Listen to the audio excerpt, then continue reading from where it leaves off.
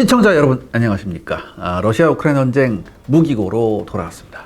자, 오늘 오랜만에 주력 전차 얘기인가 보네요. 네, 이제 새해 들어서요, 이 서방이 우크라이나에 각종 무기를 추가로 공급하기로 했습니다. 그리고 지난 영상에서 소개드렸던 브래들리에 이어서 이번에는 진짜로 이 서방제 전차가 드디어 우크라이나에 들어가게 됐어요. 바로 그 첫 번째 타자가 영국의 주력 전차 챌린저 2입니다. 이로써 그동안 러시아 우크라이나 전쟁에서 러시아제 전차만이 아닌 서방제 전차의 성능을 평가할 기회가 있을지도 모르겠습니다. 따라서 오늘은요, 영국이 우크라이나에게 제공하기로 한 챌린저 2 전차에 대해 알아보는 시간을 갖기로 하겠습니다.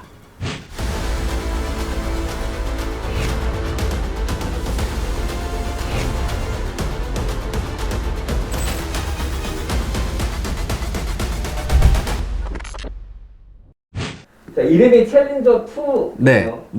챌린저 1도 있나요? 네네. 이제 챌린저 1은 제가 다음에 다시 한번 다뤄드릴 예정인데, 일단은 영국의 챌린저 1 전차는요, 세계 최초로 실용 복합 장갑을 채용한 혁신적인 전차입니다. 또한 야지 기동성과 명중률을 상승시키는 유기압 현수 장치 역시 굉장히 일찍 채용했습니다. 이 챌린저 2는요, 사실상 챌린저 1 전차의 완벽한 리모델링 모델입니다. 이는 개발에 가장 많은 시간과 비용이 소요되는 기동체계 부분을요, 새로 개발하지 않고 챌린저 1 전차의 차체를 일부 개량한 상태에서 신형 포탑을 올렸기 때문이에요. 그러니까 영국이 이 신형 차체를 개발하지 않은 이유가 뭐였을까요? 이 3세대 전차를 기동 부분까지 완전하게 개발하기 위해서는요, 7억에서 10억 달러에 이르는 비용과 한 7, 8년이라는 오랜 시간이 필요했기 때문입니다. 그리고 이미 챌린저 1 전차부터 유기압 현수 장치가 도입돼 있어가지고 이동 간 사격 능력의 강화를 위해 차체를 따로 개발할 필요도 없었어요. 하지만 포탑만은 완전한 신형이 장착될 필요가 있었죠. 사실 1983년도부터 등장하기 시작한 챌린저 1 전차는요, 영국 육군이 진정 원하는 전차라기보다는 이란 혁명으로 이란으로 셔2 전차 수출이 무산되었기 때문에 파산 위기에 빠진 영국의 방위 산업을 구제하기 위한 정치적인 고려였습니다. 참고로 셔2가 있으면 셔1도 있을 거 아니야. 이 셔1은 영국의 이전 모델 치프틴 전차의 이란 수출형이에요. 좀 복잡한데 조금 쉽게 설명해 주실 수 오케이. 있을까요? 일단은 이제 1970년대에 영국이 썼던 주력 전차는 치프틴이라는 전차입니다. 그런데 방금 제가 이제 셔 전차가 있었다고 그랬잖아요. 이 셔 전차도 1과 2가 있어요. 그 중에 셔 1 전차는 기본 베이스가 방금 말씀드렸던 치프틴 전차였어요. 그리고 이 셔 1 전차를 조금 더 손본 것이 챌린저 1 전차예요. 그러니까 한마디로요, 챌린저 1의 기본적인 차체 구조나 시스템의 형상면은요, 이 치프틴 발전형에 가까웠습니다.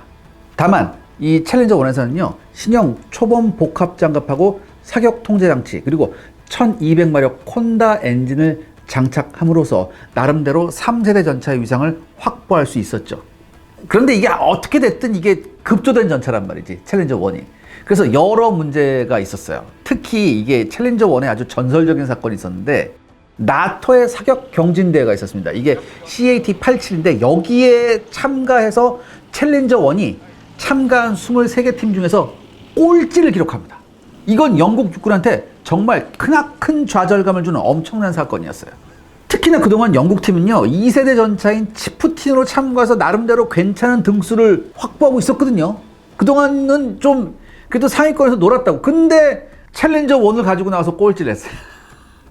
더욱이 이 챌린저 1을 갖고 참가한 팀 자체가 여기 이 챌린저 데뷔전을 위해서 합숙을 오랫동안 한 이 정예 최정예 팀이었어요. 그런데 결국 꼴찌를 했단 말이죠. 결국에는 챌린저 1의 참패 원인을 조사하기 위한 위원회가 결성됐어요. 근데 이제 당시에는 냉전이었기 때문에 이런 챌린저의 문제점이 이제 공표되지는 않았어요. 근데 이제 자체 조사는 했다는 얘기죠. 근데 조사 결과 밝혀진 원인이 뭐였냐? 사격 통제 장치의 안정화 문제였어요. 쉽게 설명하면 이 외부 영상을 사격 통제 장치로 전달하는 경로에 설치된 반사경이 있어요. 이게 거울이야, 한마디로 쉽게 말해서. 이 거울이 전차의 기동에 의해서 흔들렸고 차체가 흔들리는 만큼 거울도 함께 흔들렸어요. 그래서 사수한테 고정된 영상을 전달하는 안정화 장치에 이게 아주 심각한 문제가 있었죠. 근데 여러분 이게 놀랍게도요. 이 문제는 우리가 K1 전차 개발 당시에 겪었던 이 유사한 문제였어요. 아무튼 영국은요. 나토 내 핵심 국가였거든요. 그래서 이미 3세대 전차용 사격 통제 장치를 개발했던 미국과 독일의 기술 협력을 통해서 문제점을 해결합니다.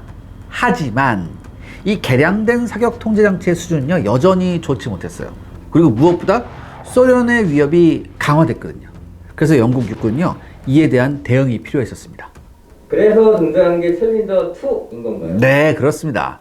이 소련의 T-80 시리즈의 등장과 함께 기존 치프틴 전차의 퇴역 시기가 가까워 오니까 영국 육군은 신형 차기 전차를 요구하게 됩니다. 그래서 챌린저 1 전차를 개발했던 영국의 비커스사가요. 1986년 11월부터 독자적인 자금과 기술로 챌린저 2로 호칭되는 신형 전차 개발 계획을 착수하게 되죠. 하지만 영국 육군은요, 과거 챌린저 1과 같이 정치 및 경제적인 이유로 주력 전차를 선택할 생각은 추호도 없었습니다.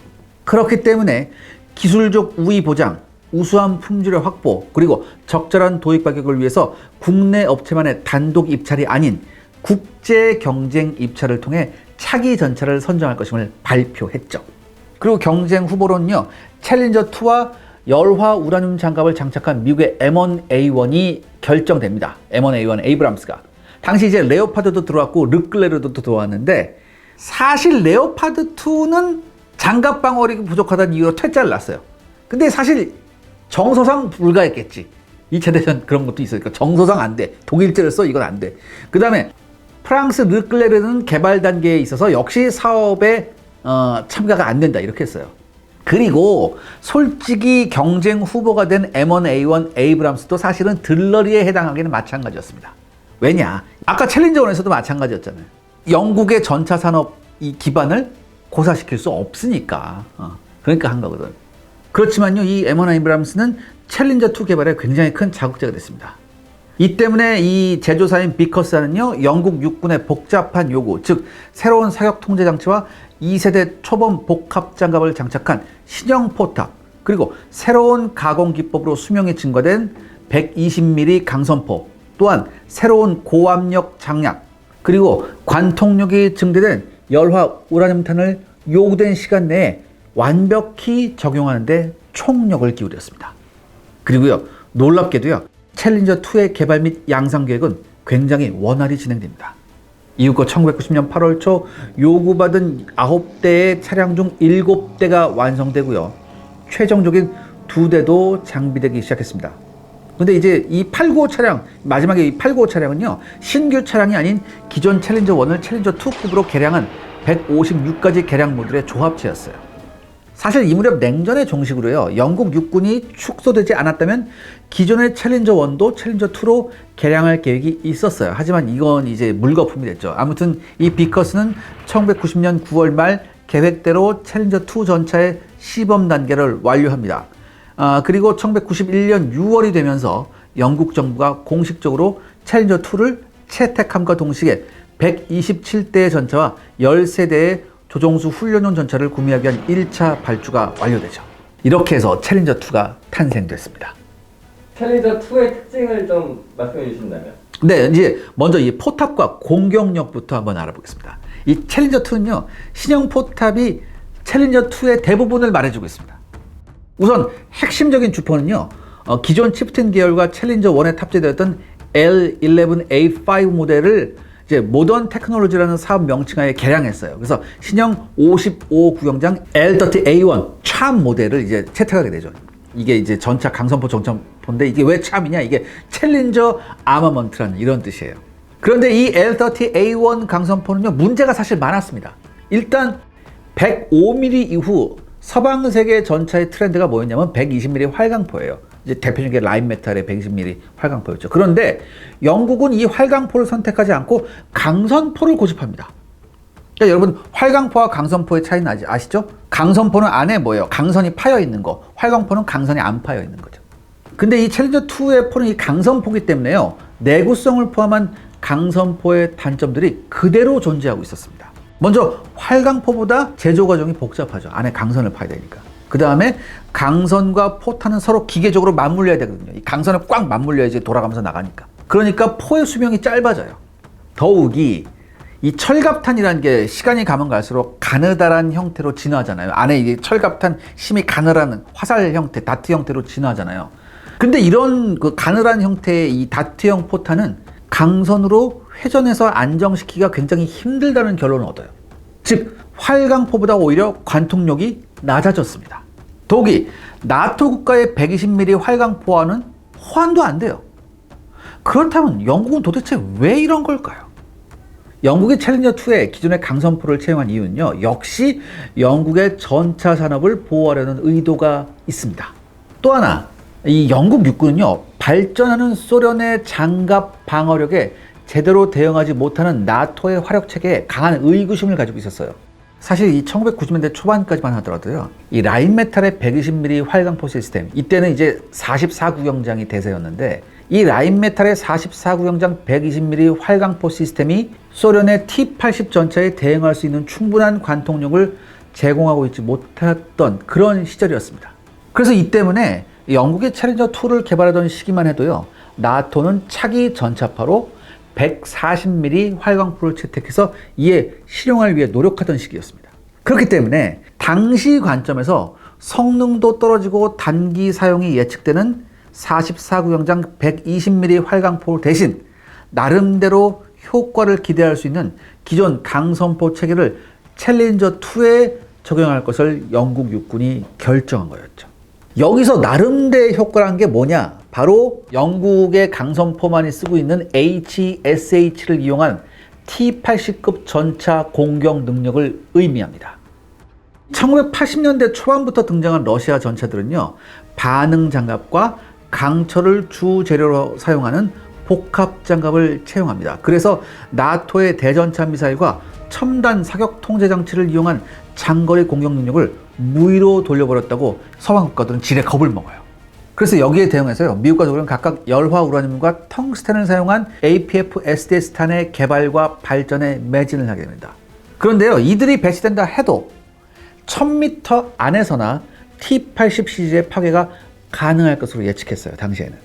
그래서 이게 여러분 뭘 뜻하냐면은, 이 당시에는 바르샤바 조약기구하고 이제 나토하고 맞붙는데, 전쟁이 만약 3차 세계대전이 유럽에서 벌어진다면 몇만 대 규모의 매시브한 동구권의 전차들이 서방으로 쏟아져 들어온다고 생각했거든. 근데 서방 나토 국가가 갖고 있던 전차의 숫자는 채 1만 대가 안 되던 시절이에요. 그러니까 뭐 공격 헬기도 나오고 뭐 이런 것 때문에 나온 거예요, 그때. 아무튼 이렇게 수적으로 불리하니까 나토의 서방의 전차들의 가장 중요한 능력이 뭐였냐면 장거리 사격 능력이었어요.